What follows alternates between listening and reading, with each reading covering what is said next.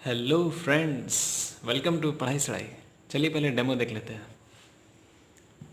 5 + 3 + 4 + 2 8 12 14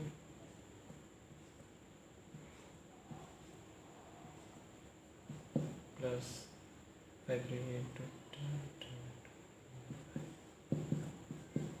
ये हो गया आपका आंसर।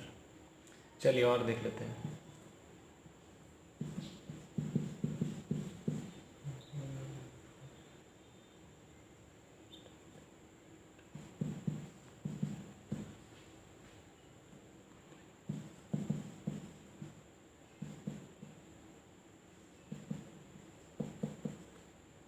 ये भी हो गया आपका आंसर। चलिए और देख लेते हैं।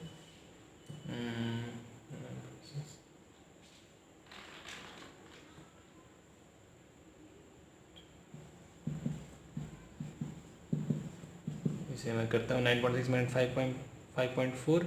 ये हो गया 4.2। ये हो गया आपका आंसर। ये क्वेश्चन सॉल्व हो गया। चलिए ऐसे ही अगले क्वेश्चन की ओर। 0.87 प्लस 0.13, ये आपका एडिशन करने पे 1 आ जाएगा। ये आपका आंसर हो गया।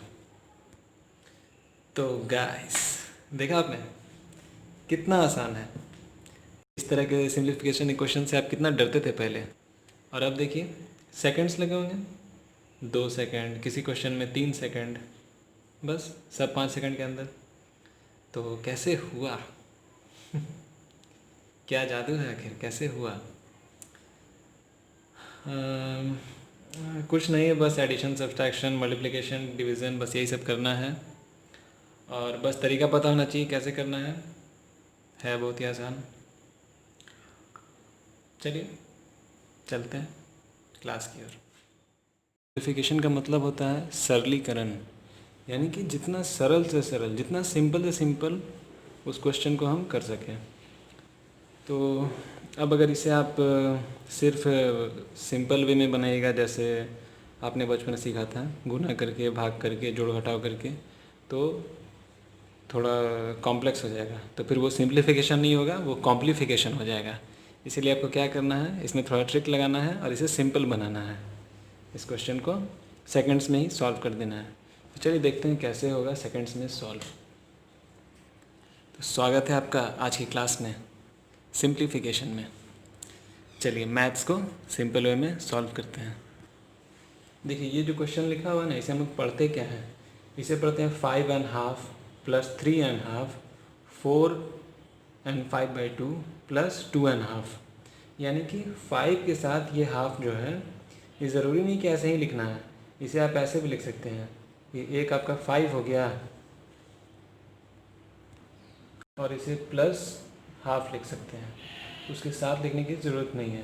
तो फिर देखिए उसके बाद यहाँ 3 लिखेंगे, फिर 3 के साथ वो 3/2 एडेड है, 3/2 को ऐड कर दिया। उसके बाद 4 लिखेंगे, फिर उसके साथ 5/2 ऐड है। वैसे ही 2 और 2 के साथ हाफ ऐड है। अब देखिए यहाँ तक हो गया।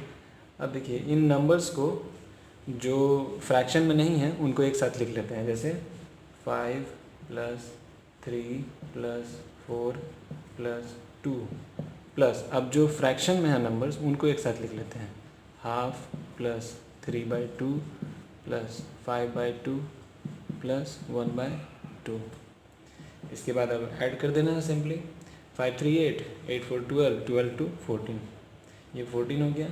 और ये सबका 2 रहेगा नीचे में, ऊपर में कितना हो जाएगा, 3 1 4 4 1 5 5 10, 10 हो जाएगा। यानी कि 14 + 2 5 = 10, यानी कि 5। 14 + 5 कितना हो गया, 19। तो ये देखिए इसी तरह से मैंने बनाया था, वहाँ पे मैंने इसको स्किप कर दिया था। मैंने डायरेक्ट ये वाला बना दिया यहाँ के बाद। तो इसीलिए आपको समझ में नहीं आएगा कि ये कैसे हुआ। तो अभी मैंने एक्सप्लेन कर दिया। देखिए 5½ है तो 5 + हाफ इसे लिख सकते हैं।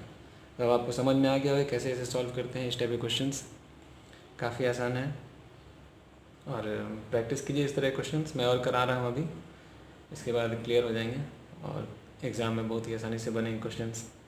तो इसको बनाने में कितना देर लगेगा? बहुत ही कम टाइम, आप यहीं पे मुंह से ही जोड़ सकते हैं, आपको ज़्यादा टाइम नहीं लगने वाला है। देखिए यहीं पे डायरेक्ट जोड़ देते हैं। 5 3 8 8 4 12 12 2 14, ये 14 हो गया, प्लस 3 1 4 4 5 9 9 1 10 10/2 हो गया, यानी कि 14 + 5 यानी कि 19 आंसर। देखिए डायरेक्ट ही आंसर हो गया। कितना सेकंड लगा होगा? 5 सेकंड लगा होगा, और क्या, इतना आसान है, आपने देखा। चलिए और क्वेश्चंस को देखते हैं। इसी तरह से सारे क्वेश्चंस को बनाएंगे। चलिए चलते हैं सिंप्लीफिकेशन के और क्वेश्चंस की तरफ। नेक्स्ट क्वेश्चन है आपका 10n2/3 + 7n4/3 + 9n5/3 - 6n1/3 - 1n1/3। Hindi में बोल देता हूँ। ये है 10 पूर्णांक 2/3, यह है 7 पूर्णांक 4/3, 9 पूर्णांक 5/3, 6 पूर्णांक 1/3, 1 पूर्णांक 1/3। तो क्या करेंगे?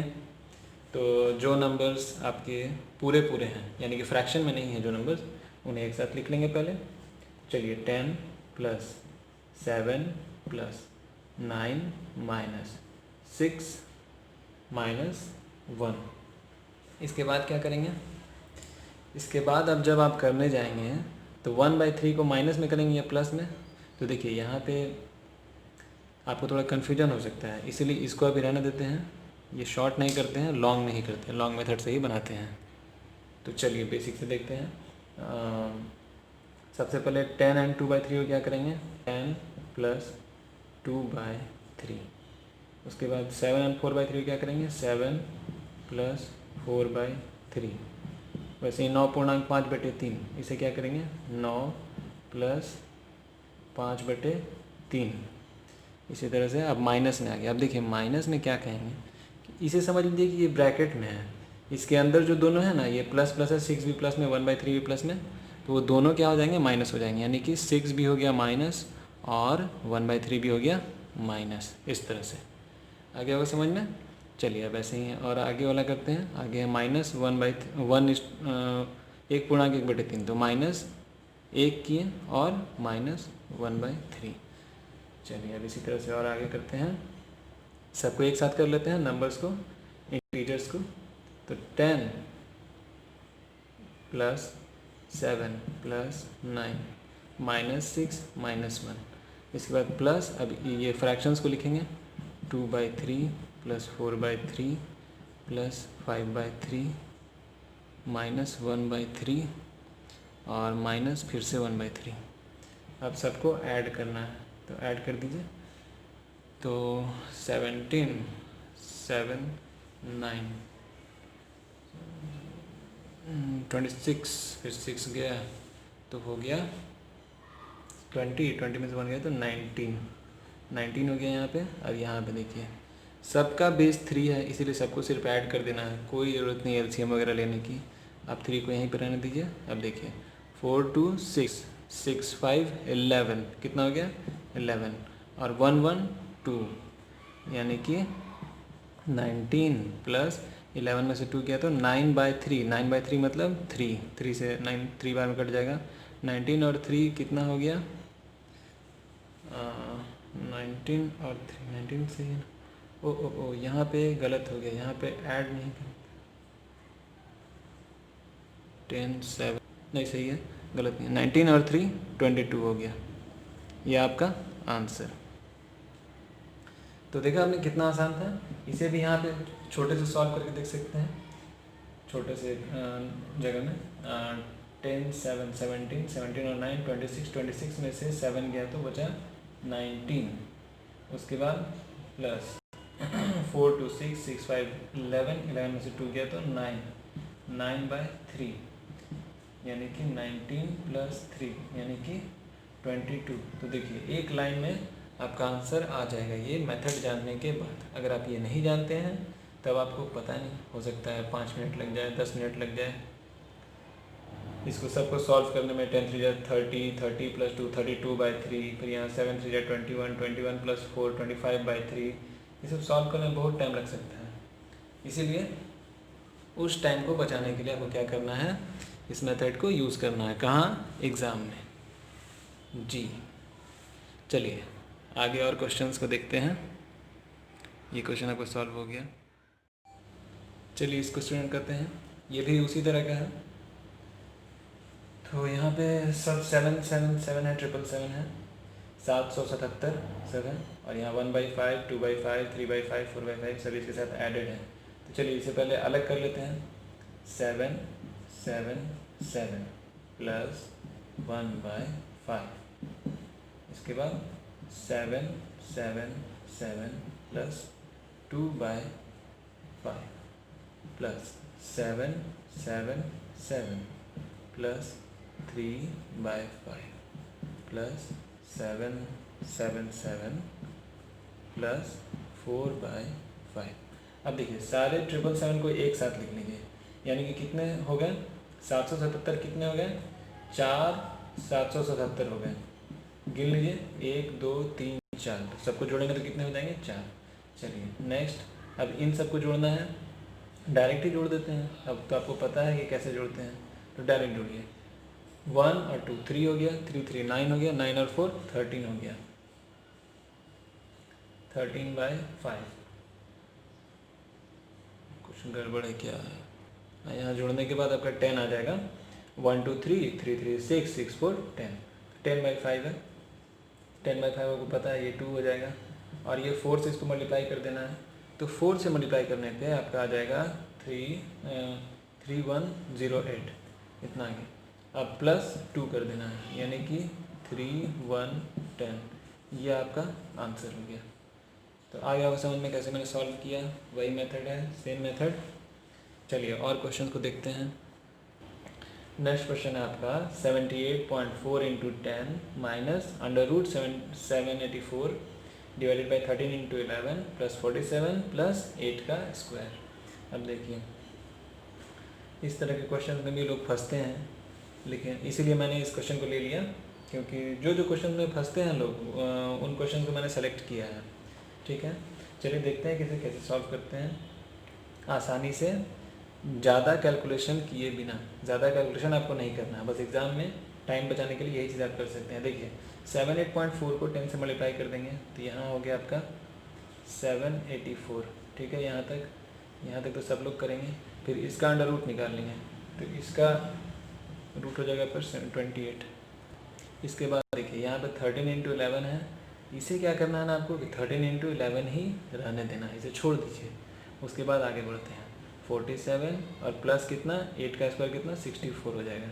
अब देखिए ये मैंने 13 क्यों छोड़ा है वो मैं बताता हूँ आगे चल के। इसके बाद इसको सब्सट्रैक्ट करने की ज़रूरत नहीं है। देखिए ये 28 का स्क्वायर है, आपको पता है, 28 का स्क्वायर है ये 784। तो यहाँ पे 28 है, यहाँ पे 28 है, 28 कॉमन नहीं ले लेंगे, ज़्यादा आसान पड़ेगा। तो यहाँ 28 आपका बच गया और यहाँ 1 बच गया। इसी तरह से 13 इंटू 11 क्या करेंगे, 13 इंटू 11 ही रहने दीजिए और इसे ऐड कर दीजिए।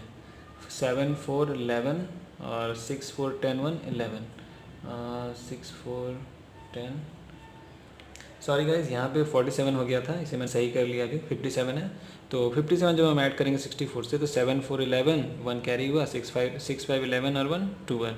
अब देखिए आपको यहाँ दिख रहा हो कि ये 11 का स्क्वायर है और ये 13 इंटू 11, तो इसमें भी कॉमन हो जाएगा, इसीलिए मैंने 13 को उस टाइम मल्टीप्लाई नहीं किया था। तो चलिए यहाँ पर 28 हो गया और इंटू 27 हो गया, 28 में से 1 गया, और यहाँ 13 इंटू 11 है, यहाँ 11 इंटू 11 है, ये 11 का स्क्वायर है, तो 11 यहाँ से कॉमन हो जाएगा, तो कितना बच गया, 13 और प्लस 11। चलिए अब इसे सॉल्व कर लेते हैं। 28 इंटू 27 डिवाइडेड बाई 11 इंटू 314 112 24। तो अब जब इसे 13 इसे फिर काट लिया जाए, कितना कटता है, 4 7 जा 4 6 जा, फिर 3 2 जा 3 9 जा, और नहीं कटेगा, बस हो गया आपका आंसर 63/22, ये आपका आंसर हो गया। तो यहाँ क्या क्या ट्रिक्स थी, तो एक बात था कि आपको 13 को पहले कॉमन लेने की कोशिश करना है, 11 को यहाँ से जितना कॉमन हो सके ना उतना कॉमन लीजिए, उससे आपका क्वेश्चन आसान होगा। अगर इससे आप घटा देते तो शायद ज़्यादा फिर मुश्किल होता है काटने में, आपको क्या मिलता है घटाने के बाद? तो इन दोनों का प्रोडक्ट मिलता है, इन दोनों का गुना करने के बाद वाला नंबर। तो उससे फिर डिवाइड करने में ज़्यादा दिक्कत होता है। और यहाँ 28 इन 27 ये फैक्टर्स में लिखा हुआ तो ये ज़्यादा आसान है, इसीलिए मैंने यहाँ पे घटाया नहीं और यहाँ गुना नहीं किया, क्योंकि यहाँ भी फिर कॉमन हो गया 11 का, इसीलिए ज़्यादा आसान पड़ा।